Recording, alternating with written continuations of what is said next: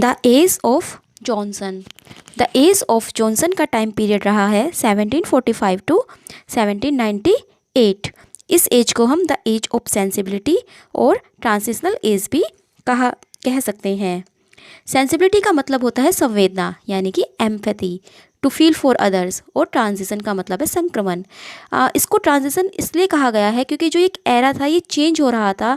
यहाँ पर जो है चेंजिंग आ रही थी फ्रॉम स्यूडो क्लासिज्म से रोमांटिसिज्म की ओर जो है पीरियड जा रहा था। क्योंकि इससे पहले जब हमने पढ़ा था न्यू क्लासिकल एज, तो हमने देखा था कि वहाँ पर जो पोइट वगैरह थे वो क्या फॉलो कर रहे थे क्लासिज्म को, लेकिन अब धीरे धीरे जो ये चेंज हो रहा था और ये रोमांटिसिज्म की ओर जा रहा था। तो इसीलिए जो इस एज को है ट्रांजिशनल एज भी कहा जाता है।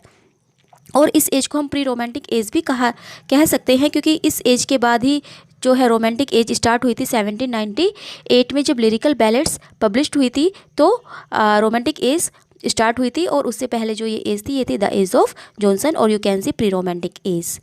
इस एज में जो थी डेमोक्रेसी जो है वो growing rapidly in this age. इस एज में जो है डेमोक्रेसी वो रैपिडली ग्रोइंग हो रही थी।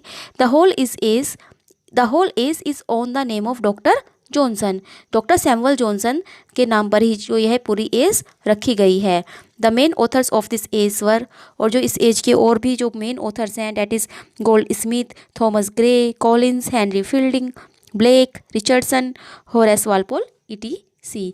ये जो हैं ये कुछ इस एज के कुछ मेन ऑथर्स भी हैं।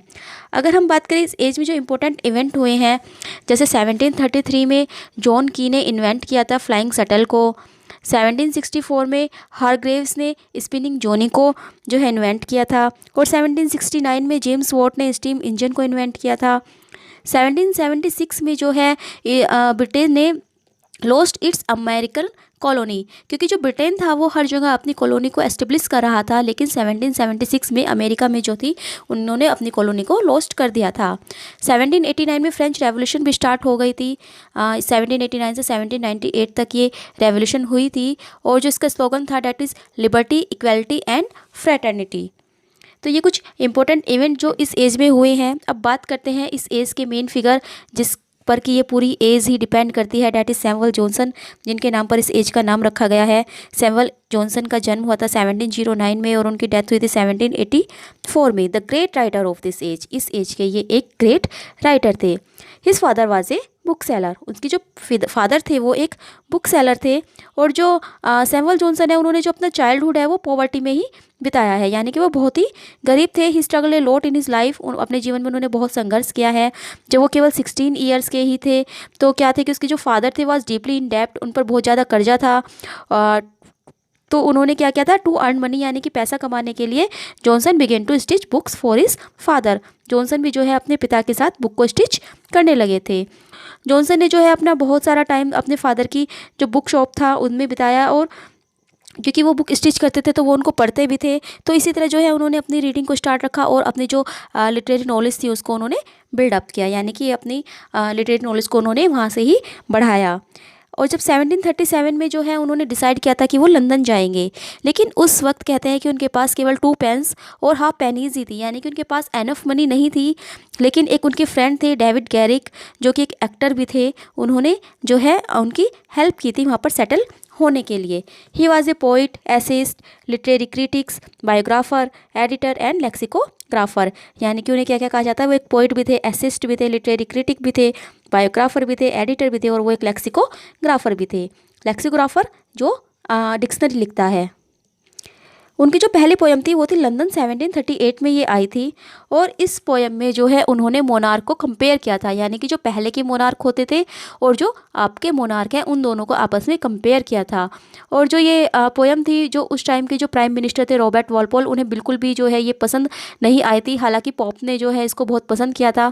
जॉनसन को भी ये कुछ खास अच्छी नहीं लगी थी, वो अपने इस वर्जन से खुश नहीं थे, इसीलिए जो है उन्होंने उनका रिवाइज्ड वर्जन भी, इस पोयम का जो है रिवाइज्ड वर्जन वो लेकर आए थे 1748 में। हालांकि कुछ क्रिटिक्स का कहना है कि जो उनका पहला वर्जन था वो ही बेस्ट था। जॉनसन के और भी जो मोस्ट फेमस वर्क है जिनके लिए वो जाने जाते हैं, वो डिक्शनरी के लिए जाने जाते हैं। ये dictionary of the English language. Actually क्या था कि there was dissatisfaction with the dictionaries at that time. जो वो एज थी, उस टाइम जो पीरियड था, उस समय की जो डिक्शनरीज थी उनसे सब लोग डिससेटिस्फाई थे। तो इसीलिए जो 1746 में, जून 1746 में एक group of London book sellers, London के जो एक बुक सेलर्स का ग्रुप था, उन्होंने जॉनसन को हायर किया था कि वो एक डिक्शनरी लिखें। जॉनसन को इस डिक्शनरी को लिखने में 9 साल लग गए थे। हालांकि उन्होंने ये कहा था कि मैं केवल 2 साल में ही या 3 साल में ही मैं ये डिक्शनरी लिख दूंगा, 2 से 3 साल में मैं डिक्शनरी लिख दूंगा, लेकिन उनको 8 से 9 साल इस डिक्शनरी को लिखने में लग गए थे। क्योंकि उन्होंने जो डिक्शनरी लिखी थी, उन्होंने जो वर्ड्स लिखे थे ना, उसके मतलब कोटेशन भी और उनके रेफरेंसेस भी उन्होंने साथ में लिखे थे। तो इसी वजह से जो है, क्योंकि उस टाइम गूगल नहीं होता था, कोई नेट की सुविधा नहीं थी कि वहाँ से सर्च कर सके, तो उन्होंने काफ़ी जो है मेहनत उस डिक्शनरी में की थी, और इसीलिए जो है उनको 8 से 9 साल भी लग गए थे। और उस वक्त जो वो डिक्शनरी थी, उसकी प्राइस भी काफ़ी ज़्यादा थी।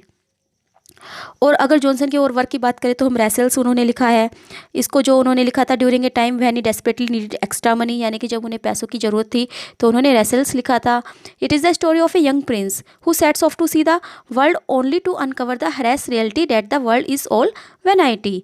यानी कि एक ऐसे यंग प्रिंस की स्टोरी है जो कि केवल जो है वर्ल्ड सेट्स ऑफ करता है, वर्ल्ड को केवल जो संसार की जो हरेस रियलिटी है ना, उसको अनकवर करने के लिए, और the world is all vanity. ये क्योंकि वो उनका कहना है कि जो ये वर्ल्ड है इसमें केवल वैनिटी ही है। और इसी वर्क को हम रिलेट भी कर सकते हैं, उनके एक और दूसरा वर्क है, that is the vanity of human wishes. इससे भी जो है हम उनके इस वर्क को लिंक कर सकते हैं, जिसमें कि इस वर्क में उन्होंने जो वैनिटी थी उसी को जो है मेजर थीम रखा था। उन्होंने प्रीफेस टू शेक्सपियर भी लिखा था।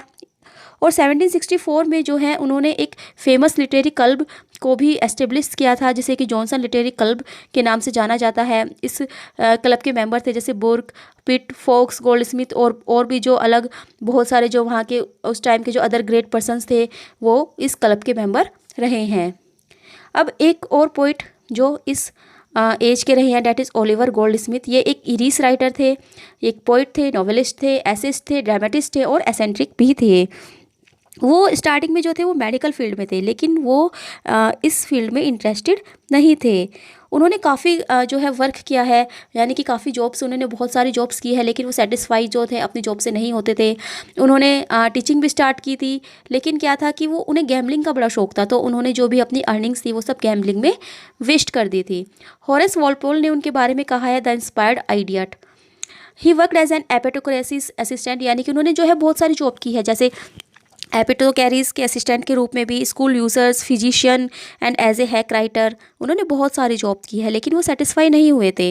उन्होंने यूरोप की भी ट्रैवल की है, पूरे यूरोप की उन्होंने ट्रैवल की है, और जो उनकी ट्रैवलिंग है, जो उनका एक्सपीरियंसेस है, हम उनके वर्क में भी देख सकते हैं। जैसे उनका एक पोएम है द ट्रैवलर, और एक उनका एक नॉवल है जो फेमस नॉवल है द विकार ऑफ वेकफील्ड। हम उनमें जो है इनके ट्रैवलिंग एक्सपीरियंस को भी हम देख सकते हैं। उन्होंने एक प्रेस के लिए भी वर्क किया था, आल्सो एज ए करेक्टर, यानी कि एज ए करेक्टर जो है उन्होंने प्रेस के लिए वर्क किया था। और यहीं से जो है उन्होंने राइटिंग से जो उनका लव स्टार्ट हो गया था। और जब वो 30 ईयर्स के थे तब उन्हें समझ आया था कि उन्हें क्या करना है, यानी कि अपनी लाइफ में क्या करना है। हालांकि जो उनकी अर्ली राइटिंग्स थी वो बहुत ही बैड थी या बहुत ही बुरी और वेस्टेड थी, लेकिन धीरे धीरे क्या है कि उन्होंने सुधार करना शुरू किया, और धीरे धीरे उन्होंने बहुत से अच्छे वर्क भी लिखने स्टार्ट कर दिए। और जो उनका मेजर वर्क है, जो फेमस वर्क है द विकार ऑफ वेकफील्ड, ये इन्होंने 1766 में लिखा था। 1766 में ये पब्लिश हुआ था। इसके अलावा भी उन्होंने बहुत सारे एसेज लिखे हैं, और जो ये एसेज हैं ये पब्लिश हुए थे द पब्लिक लेजर नाम के एक जर्नल में, और जिसको कि एक नाम दिया गया था कलेक्ट करके the citizen of the world. In 1762 में जो है ये 1762 में पब्लिश हुए थे, the citizen of the world जो है इनका टाइटल था, और इन्होंने जो ऐसे लिखे थे वो इसमें पब्लिश हुए थे। और उनके 2 ड्रामाज भी हैं जो बहुत फेमस है, that is the good natured man and she stoops to conquer. ये जो है 2 ड्रामा उनके बहुत ही फेमस रहे हैं। अब बात करते हैं उस टाइम का जो लिटरेचर रहा है। जैसे कि उस टाइम क्या था कि हिस्ट्री वर्क जो थे, हिस्ट्री वर्क बहुत ज़्यादा पॉपुलर थे उस टाइम, क्योंकि जो लोग थे जो उस टाइम के जो भी लोग थे वो क्या थे, वो अपने एंसेस्टर्स के बारे में जानना चाहते थे। जैसे कुछ वर्क्स हैं, हिस्ट्री ऑफ इंग्लैंड जो कि डेविड ह्यूम ने लिखा है, history of Scotland, history of Charles second, history of America ये विलियम रॉबर्टसन ने लिखा है, और history of decline and fall of the Roman Empire ये एडवर्ड गिबन ने लिखा है। तो हिस्ट्री वर्क भी जो है उस टाइम बहुत ही पॉपुलर थे। बात करें अगर पॉलिटिकल प्रोज की, तो in 18th century political prose was very popular. Political prose जो थे वो भी बहुत पॉपुलर थे 18th सेंचुरी में। एडमंड जो बुर्क थे वो एक पॉलिटिकल प्रोज के लिए जो फेमस थे। ही वॉज ए फिलोसफर, और उन्होंने जो फ्रेंच रेवोल्यूशन है उसका भी अपोज किया था। उनकी जो फेमस वर्क है that is reflections, letter to noble lord, letter on a regicide peace. अब बात करते हैं नॉवेल की, क्योंकि 18th सेंचुरी में जो सबसे बड़ा नाम लिटरेचर में आता है तो वो आता है नॉवेल का। हालांकि कहते हैं कि 18th सेंचुरी से पहले भी नॉवेल लिखे गए, लेकिन 18th सेंचुरी में नॉवेल को एक शेप मिली थी। सब लोग जो है नॉवेल को बहुत पसंद करने लगे थे। तो जब कहते हैं कि in 18th century novels came into limelight, limelight में आए थे नॉवेल्स।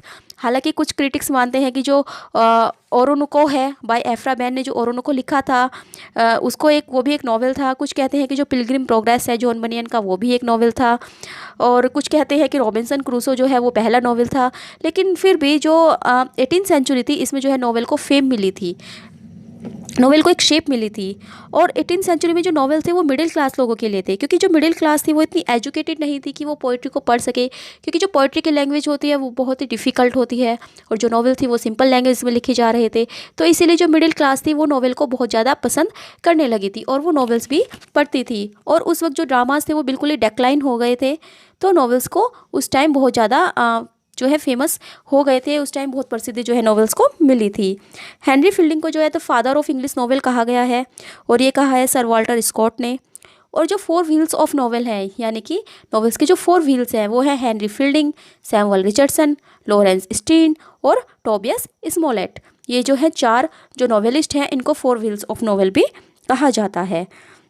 सैमुअल रिचर्डसन जो थे वो एक ग्रेट नॉवेलिस्ट थे। उन्होंने जो है सोशल और डोमेस्टिक लाइफ को अपने जो नॉवेल था उनका पामेला उसमें दिखाया था।